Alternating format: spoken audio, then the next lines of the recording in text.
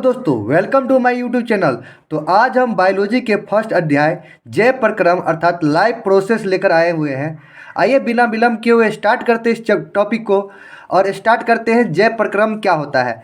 तो जैव प्रक्रम वे सारी क्रियाएं जिसके द्वारा जीवों का अनुरक्षण होता है क्या कहलाता है? जैव प्रक्रम कहलाता है। जैव का मतलब होता है जीव और प्रक्रम का मतलब होता है प्रक्रिया, यानी कि जीवों में जो प्रक्रियाएं होती है उसी को हम लोग क्या कहते हैं? जैव प्रक्रम। और इसमें जो है इस प्रक्रम में यानी कि यहाँ पर अनुरक्षण शब्द है जिसका मतलब होता है मेंटेनेंस। इसके लिए क्या क्या जरूरी है? तो पोषण जरूरी है, शोषण जरूरी है, परिवहन जरूरी है, उत्सर्जन जरूरी है। ये सब क्या है? जैव प्रक्रम के लिए जरूरी है। तो आगे हम लोग चलते हैं। सबसे पहला पढ़ते हैं पोषण। पोषण क्या होता है? तो जिस विधि द्वारा जीव पोषक तत्व अर्थात पोषक तत्व क्या क्या हो सकता है? प्रोटीन, वसा, कार्बोहाइड्रेट, खनिज लवण, ये सब क्या है? ये सब है पोषक तत्व जो हमें, जैसे कि कार्बोहाइड्रेट क्या चीज़ से मिलता है? चावल से मिलता है। ये जो प्रोटीन है ये कहाँ से मिलता है? दाल से मिलता है। वसा जो है कहाँ से मिलता है? तेल वगैरह चीज़ से मिलता है वसा। तो जिस विधि के द्वारा जीव पोषक तत्व को ग्रहण कर उनका उपयोग करते हैं उसे क्या कहते हैं? पोषण करते हैं। सिंपल सा है कि जिस विधि द्वारा जीव पोषक तत्व को ग्रहण कर उसका उपयोग करते हैं तो उसे क्या कहते हैं? पोषण कहते हैं। अर्थात पोषण है क्या? पोषण एक विधि है ना। पोषण क्या है? विधि है। पोषण कितने प्रकार के होते हैं? 2 प्रकार के होते हैं। तो हम देखते हैं पोषण 2 प्रकार के कौन कौन होते हैं, है ना। तो पोषण में पहला प्रकार है स्वपोषण और दूसरा जो है परपोषण या विषम पोषण है ना। तो सर स्वपोषण क्या होता है? स्वपोषण को कहते हैं ऑटोट्रोफिक न्यूट्रिशन और परपोषण को कहते हैं हेटेरोट्रोफिक न्यूट्रिशन। तो ऑटोट्रोफिक यानी कि यहाँ पर जो ग्रीक शब्द से बना हुआ है, ये ग्रीक शब्द से बना हुआ है ऑटो और ट्रोप। यहाँ पर 2 शब्द है, ऑटो और ट्रोप। ऑटो का मतलब होता है स्वयं, खुद या स्वतः, और ट्रोप शब्द जब आता है तो उसका मतलब होता है पोषण। क्या होता है? पोषण। हेटेरो का मतलब होता है विषम या भिन्न या पर या दूसरा, और ट्रोप का मतलब होता है पोषण। ये हेटेरोट्रोप जो है ये ग्रीक वर्ड है ना, यानी कि ग्रीक शब्द है जो 2 शब्द से बना हुआ है, हेटेरो और ट्रोप से। तो आइए हम पहला देखते हैं स्वपोषण क्या होता है, इसके बारे में पढ़ते हैं। पहला है स्वपोषण। स्वपोषण क्या है?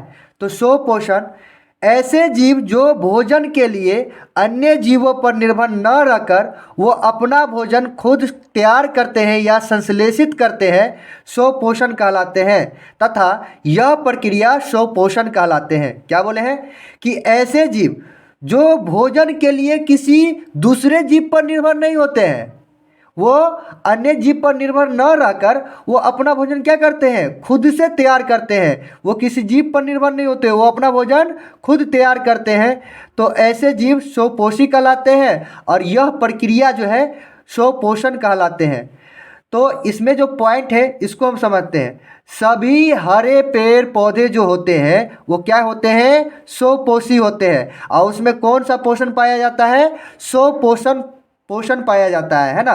पौधों में एक प्रकार की रचना होती है जिसे हरित लवक कहा जाता है। क्या कहा जाता है? हरित लवक कहा जाता है, जिसको क्लोरोप्लास्ट भी बोलते हैं, है ना। ये पाई जाती है हरित लवक। तीसरा पॉइंट है कि हरित लवक को कहते हैं क्लोरोप्लास्ट। जहाँ शब्द आएगा लवक तो वहाँ पर शब्द आएगा प्लास्ट का।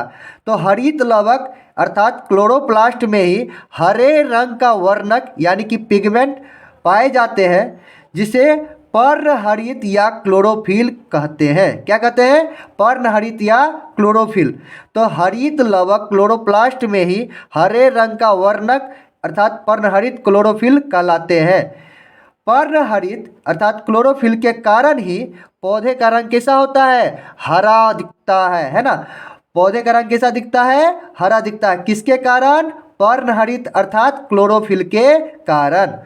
अब देखिए दूसरा टाइप है परपोषण। क्या है? पोषण का दूसरा टाइप क्या है? परपोषण। तो परपोषण क्या होता है इसके बारे में समझ लेते हैं। ऐसे जीव जो अपना भोजन खुद तैयार न कर किसी न किसी रूप में अन्य स्रोतों से प्राप्त करते हैं उसे क्या कहते हैं? परपोषी कहते हैं। और यह पोषण, यह प्रक्रिया क्या कहलाता है? परपोषण कहलाते हैं। तो ऐसे जीव जो अपना भोजन खुद तैयार न कर किसी न किसी रूप में अन्य स्रोतों से प्राप्त करते हैं, परपोषी कहलाते हैं। तथा यह प्रक्रिया क्या कहलाते हैं? परपोषण कहलाते हैं। परपोषण को हम इस प्रकार भी डिफाइन कर सकते हैं, ऐसे जीव जो अपने भोजन के लिए किसी न किसी रूप में अन्य जीवों पर निर्भर अर्थात आश्रित होते हैं, परपोषण या विषमपोषी कहलाते हैं। तथा यह प्रक्रिया क्या कहलाते हैं? परपोषण कहलाते हैं। परपोषण का भी प्रकार होता है। तो परपोषण मुख्य रूप से 3 प्रकार के होते हैं। परपोषण जो होते हैं कितने प्रकार के होते हैं? 3 प्रकार के। परपोषण 3 प्रकार के कौन कौन होते हैं? तो मृतजीवी पोषण, परजीवी पोषण और प्राणी संपोषण। क्या बोले हैं? मृतजीवी पोषण, परजीवी पोषण, प्राणी संपोषण।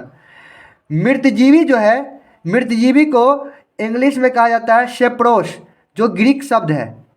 ग्रीक शब्द सेप्रोस से बना हुआ है और सेप्रोस का मतलब होता है अवशोषण। क्या होता है? अवशोषण। इंग्लिश में इसे कहते हैं एब्जॉर्ब। जबकि परजीवी को इंग्लिश में कहते हैं, परजीवी जो शब्द बना हुआ है पारा और साइटोस से बना हुआ है। पारा के मतलब होता है पास या बगल होता है और साइटोस का मतलब होता है पोषण। यहाँ पर प्राणी संपोषण, प्राणी संपोषण में 2 शब्द हैं, हेलो और जोइक। हेलो का मतलब होता है पूर्ण रूप से या पूरी तरह से, और जोइक का मतलब होता है जंतु जैसा। तो आइए अब हम आगे देखते हैं कि मृतजीवी पोषण क्या होता है।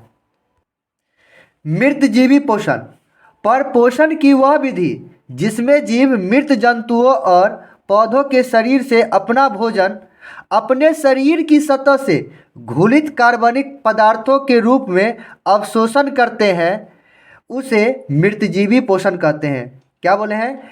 परपोषण की वह विधि, यह क्या किसका विधि है? परपोषण का ही विधि है, क्योंकि मृतजीवी पोषण का हम डिफिनेशन दे रहे हैं। तो यह किसका प्रकार है? परपोषण का। और पोषण है तो यह एक विधि है। तो परपोषण की वह विधि जिसमें जीव मृत जंतुओं और पेड़ पौधों के शरीर से अपना भोजन अपने शरीर की सतह से घुलित कार्बनिक पदार्थों के रूप में क्या करेंगे? अवशोषित करेंगे, तो उसे क्या कहेंगे? मृतजीवी पोषण कहेंगे, है ना। और मृतजीवी क्या होते हैं? तो मृतजीवी वैसे जीव जो अपना भोजन मृतजीवी पोषण के द्वारा प्राप्त करते हैं, मृतजीवी या सेप्रोफाइट्स कहलाते हैं। जैसे कि कवक, कवक जो मशरूम जो होते हैं, जो गोबर छत्ता जिसे हम बोलते हैं, वो क्या होते हैं? मृतजीवी होते हैं। काफ़ी इम्पोर्टेंट है कि मशरूम क्या होते हैं? मशरूम अर्थात गोबर छत्ता मृतजीवी होते हैं। इसमें कौन सा पोषण पाया जाता है? मृतजीवी पोषण पाया जाता है। जैसे जीवाणु हो गया, जिसे हम हिंदी में बैक्टीरिया बोलते हैं, प्रोटोजोआ हो गया, ये सब क्या है? मृतजीवी है।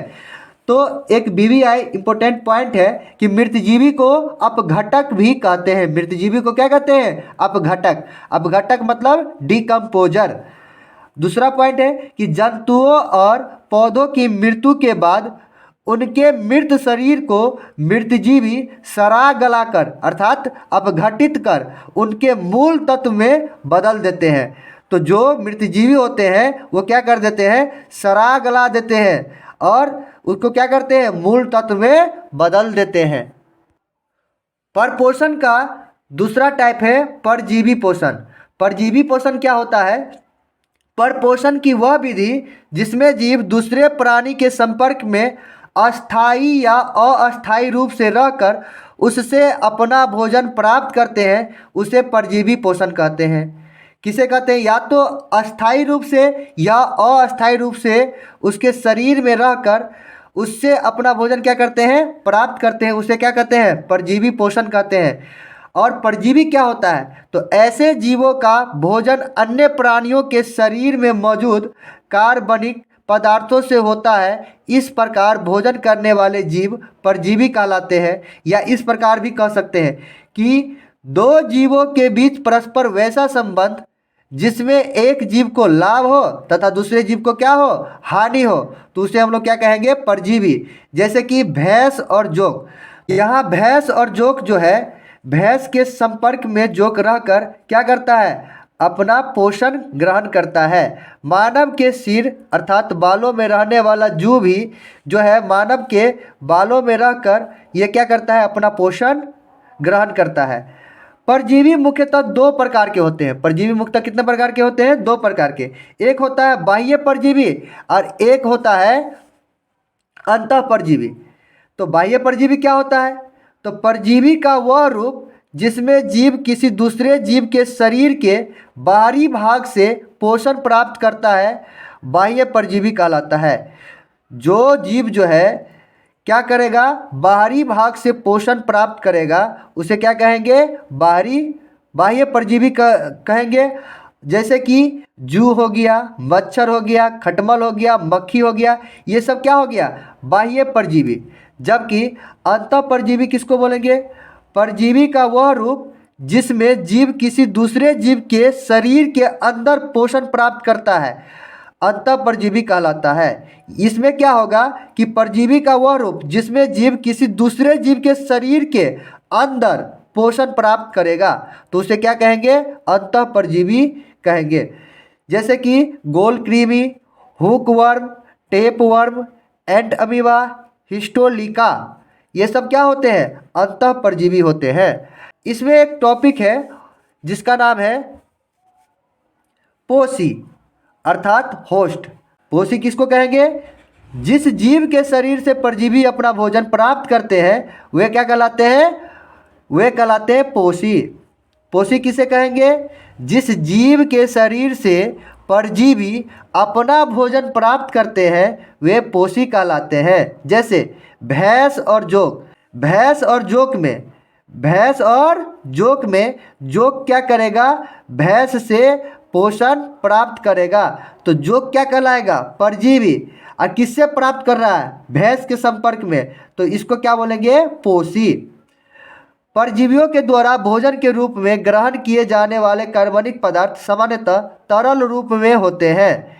कहता है कि परजीवियों के द्वारा भोजन के रूप में ग्रहण किए जाने वाले जो कार्बनिक पदार्थ होते हैं वह सामान्यतः क्या होते हैं, तरल रूप में होते हैं।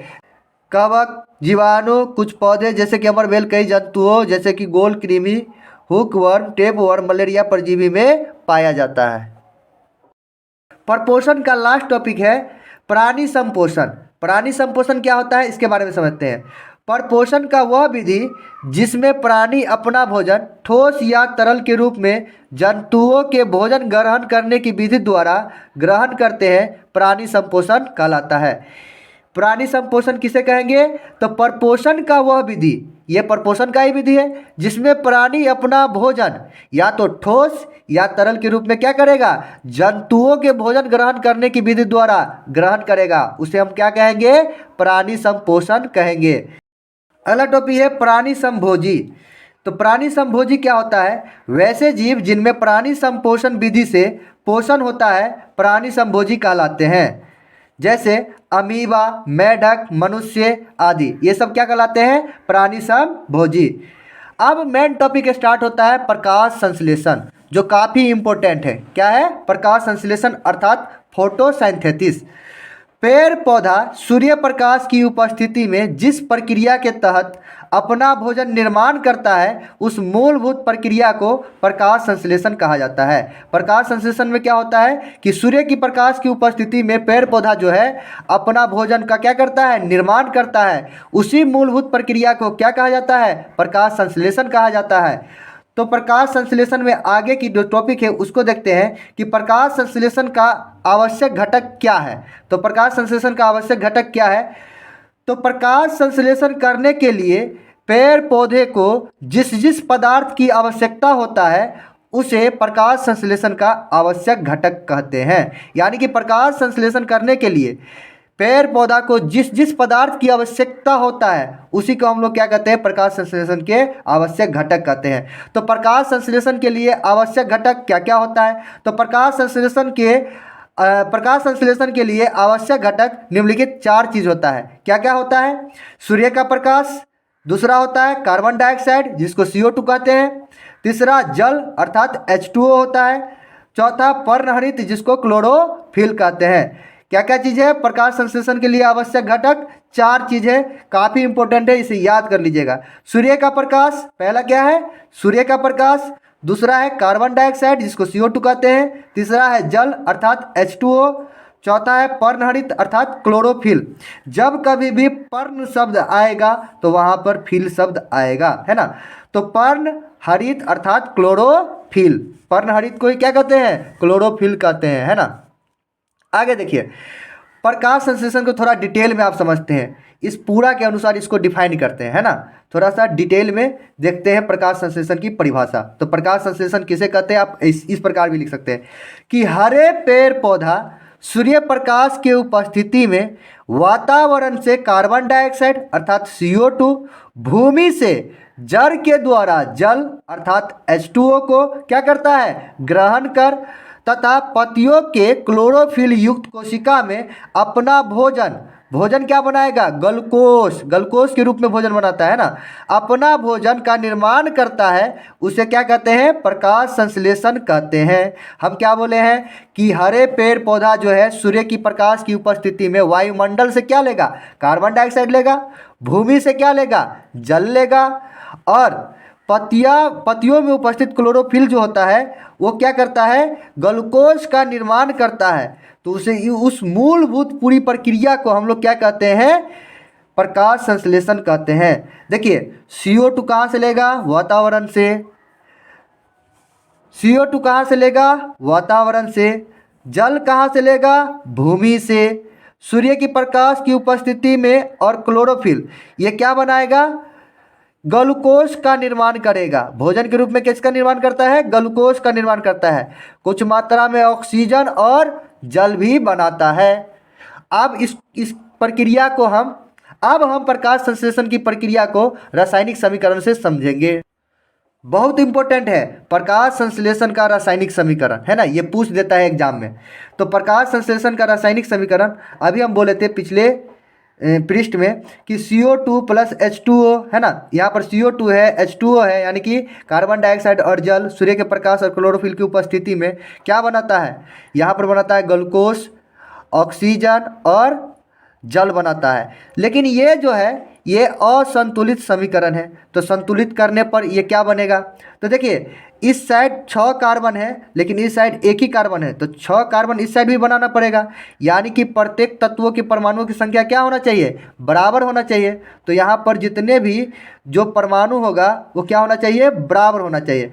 तो यहाँ पर देखिए 6 से गुना कर देंगे, यहाँ पर 12 से गुना कर देंगे। तो याद रखिएगा 6 CO2 प्लस 12 H2O सूर्य का प्रकाश और क्लोरोफिल की उपस्थिति में क्या बनाता है? ग्लूकोज बनाता है। ये क्या चीज़ का निर्माण करता है? ग्लूकोज। इसका भोजन क्या होता है? ग्लूकोज होता है ना।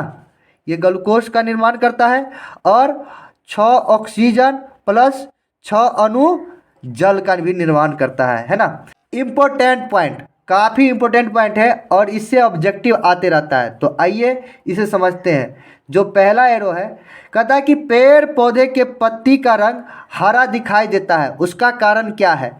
तो उसका कारण है क्लोरोफिल, जिसे पर्णहरित भी बोला जाता है ना। तो क्लोरोफिल या पर्णहरित के कारण पत्ती का रंग कैसा होता है? हरा दिखाई देता है।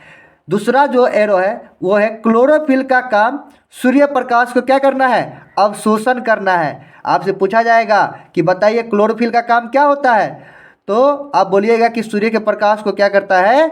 अवशोषित करता है ना।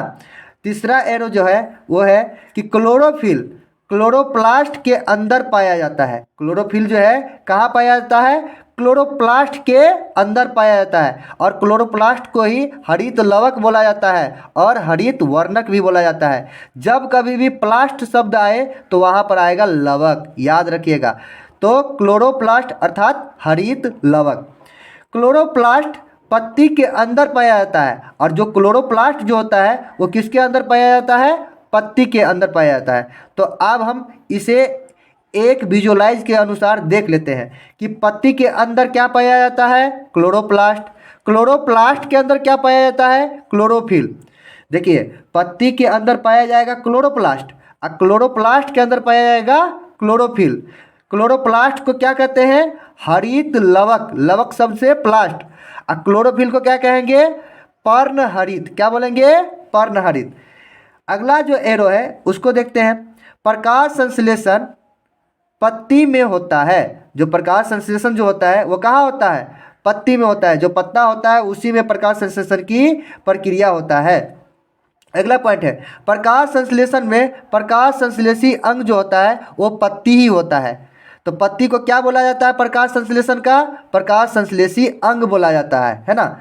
प्रकाश संश्लेषी अंग के जो अंदर अंगक होता है वो क्लोरोप्लास्ट होता है, जिसको हरित लवक भी कहते हैं। क्या होता है, क्लोरोप्लास्ट होता है, जिसे हम क्या कहते हैं, हरित लवक होता है। प्रकाश संश्लेषी अंग के जो अंदर अंगक होता है, देखिए क्लोरो यहाँ पर हम अर्थात में लिखे हुए हैं। अर्थात में क्या लिखा हुआ है कि प्रकाश संश्लेषी अंगक अर्थात क्लोरोप्लास्ट, जिसे हम हरित लवक को कहते हैं ना। तो प्रकाश संश्लेषी अंगक कौन होता है, क्लोरोप्लास्ट। और प्रकाश संश्लेषी अंग कौन होता है, पत्ती। तो प्रकाश संश्लेषी इकाई कौन होगा, क्लोरोफिल। सबसे छोटा कौन है, क्लोरोफिल। उससे बड़ा क्या है, क्लोरोप्लास्ट। उससे भी बड़ा क्या है, उससे बड़ा है पत्ती। क्या है, पत्ती। तो देखिए सबसे छोटा हुआ इसीलिए इसको इकाई बोलेंगे, तो क्लोरोफिल को क्या बोलेंगे, इकाई। उससे बड़ा है क्लोरोप्लास्ट, तो क्लोरोप्लास्ट को बोलेंगे अंगक, इसको बोलेंगे अंग। पत्ती को क्या बोलेंगे, पत्ती को बोलेंगे अंग। क्लोरोप्लास्ट को क्या बोलेंगे, अंगक। और क्लोरोफिल को क्या बोलेंगे, इकाई।